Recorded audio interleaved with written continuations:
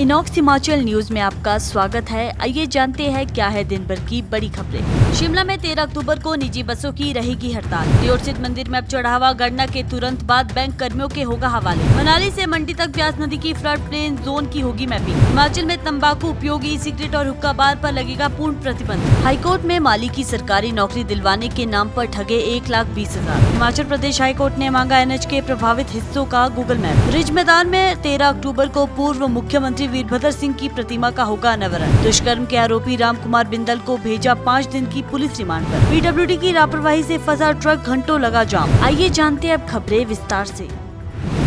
शिमला शहर में 13 अक्टूबर को निजी बसों के चालकों और परिचालकों ने हड़ताल का ऐलान किया है, जिसका असर पूरे दिन शहर में निजी बस सेवाओं के बंद रहने के रूप में देखा जाएगा।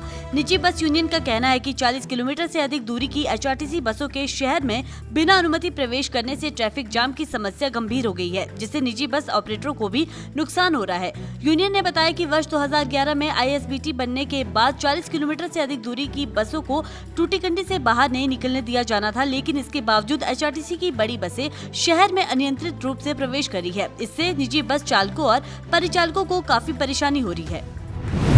बाबा बालकनाथ मंदिर दियोर स्थित में चढ़ावे की गणना प्रक्रिया को और अधिक पारदर्शी बनाने के लिए ट्रस्ट ने एक बड़ा बदलाव किया है। अब शुक्रवार और सोमवार को चढ़ावे की गणना के दौरान ही बैंक कर्मी मंदिर के गणना कक्ष से कैश को सीधे अपने कब्जे में लेंगे। इससे पहले चढ़ावे की राशि गणना के अगले दिन बैंक कर्मियों को सौंप दी जाती थी। नई व्यवस्था के तहत ये प्रक्रिया CCTV की निगरानी में मंदिर के गणना कक्ष में ही की जाएगी। ये फैसला 29 सितम्बर को हुई गड़बड़ी के बाद लिया गया है।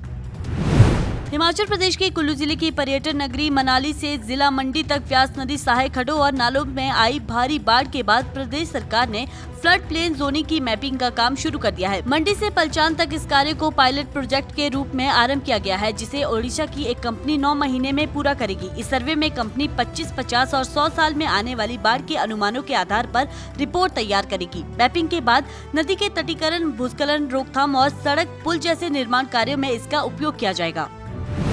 हिमाचल प्रदेश की सुक्खू सरकार ने युवाओं को नशे और तंबाकू के दुष्प्रभावों से बचाने के लिए तंबाकू उत्पादों की बिक्री के लिए लाइसेंस अनिवार्य कर दिया है। मुख्यमंत्री सुखविंदर सिंह सुक्खू ने कहा कि अब प्रदेश में बिना लाइसेंस के बीड़ी, सिगरेट, ई-सिगरेट और हुक्का बार की बिक्री प्रतिबंधित होगी। इसके तहत पूरे प्रदेश में फ्लाइंग स्क्वाड और पुलिस की संयुक्त टीमें अभियान चलाएगी। साथ ही सभी जिला उपायुक्तों, पुलिस अधीक्षकों, स्वास्थ्य विभाग और स्थानीय निकायों को स्कूलों और गाँव को तंबाकू मुक्त क्षेत्र घोषित करने के निर्देश दिए गए हैं।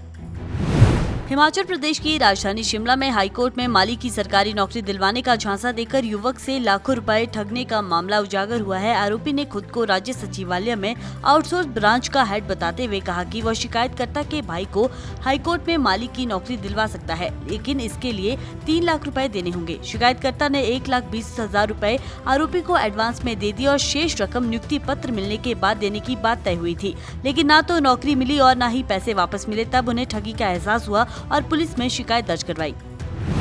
हमीरपुर मंडी राष्ट्रीय राजमार्ग के चौड़ीकरण कार्य में गंभीर अनियमितताओं को लेकर हाईकोर्ट में जनहित याचिका दाखिल हुई है। खंडपीठ ने याचिकाकर्ताओं को प्रभावित सड़क और क्षेत्रों का गूगल साइट मैप उपलब्ध कराने का निर्देश दिया है। याचिका में आरोप लगाया गया है कि चौड़ीकरण कार्य में 90 डिग्री की अवैज्ञानिक कटिंग, ढलान प्रबंधन में लापरवाही, मलबा निपटान के उचित उपाय न अपनाने से भूस्खलन, मकानों और कृषि भूमि को नुकसान हो रहा है।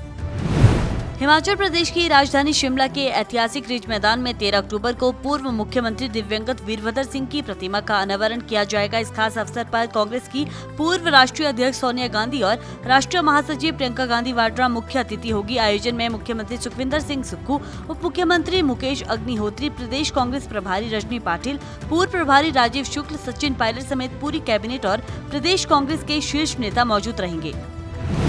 सोलन में भाजपा प्रदेश अध्यक्ष राजीव बिंदल के बड़े भाई और आयुर्वेदिक चिकित्सक रामकुमार बिंदल को दुष्कर्म के आरोप में पुलिस ने गिरफ्तार किया।